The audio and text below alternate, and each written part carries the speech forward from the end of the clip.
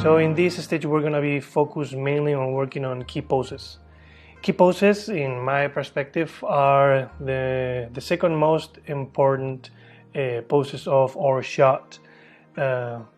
Most of them, they show up, or they are the consecution of just breaking down a little bit the golden poses that we already have done in the first stage. There are also new poses that are a little bit more secondary, not as important as the golden poses. But all of them, basically what they are doing is helping us to create this, let's say, this very first version where everything is more or less in place, and we can see how our ideas are starting to work, and how everything is starting to feel.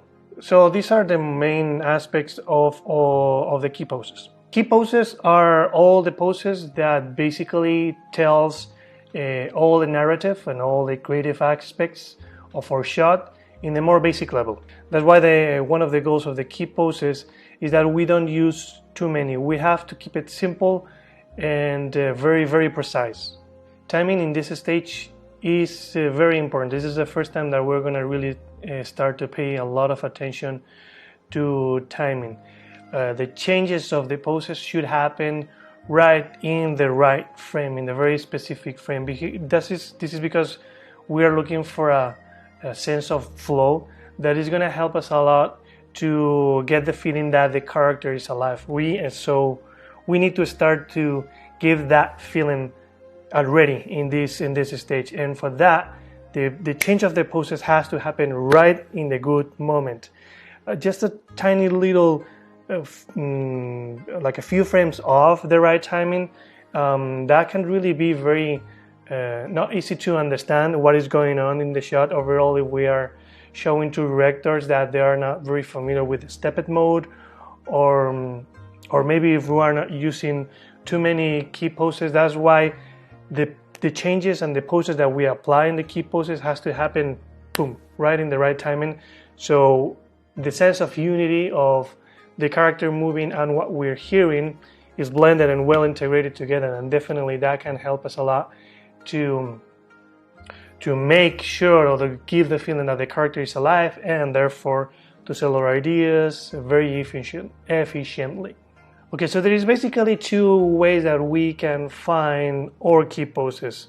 One, as I was saying, is because we break down our golden poses. For example, if I need to do like a head shake or something with some kind of, because the character is talking and he do something like that, we get our golden pose, which is kind of like more in the middle, and then we add one pose with the head in one side and another pose with the head in another side.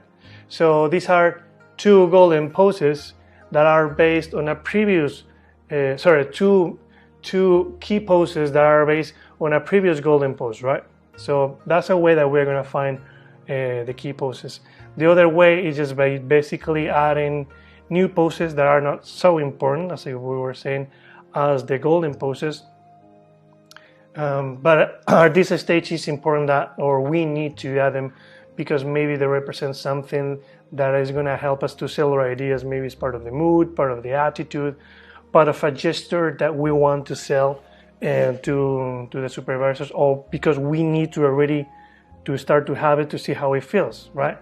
These can be things that are already kind of like breakdowns, in betweens, arcs. We can start maybe to add some accents, maybe. Though we will be working on those specifically in the future, we can already start to add some of those that are very, very important to, as I was saying, getting this first blocking pass working and get a sense and try to sell our ideas. It's very important to note also that all these key poses still, they don't work with lip sync yet. Though we are going to start to pay like a lot of attention to the timing, and some of these key poses that we're going to be adding have maybe some mouth shapes, like some accents or something. We're not still in that, we're not putting our focus in that phase yet. So in order to find those key poses, we're going to be working a little bit with the timing first, and it's also like an organic kind of process. We need to as we add some poses here and there, we need to see and always stay open to see, okay, maybe that part needs a little bit more definition. I'm not selling that idea good enough.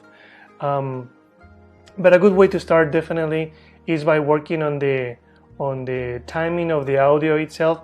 That is going to mark those sound bits of where some of those change poses has to happen.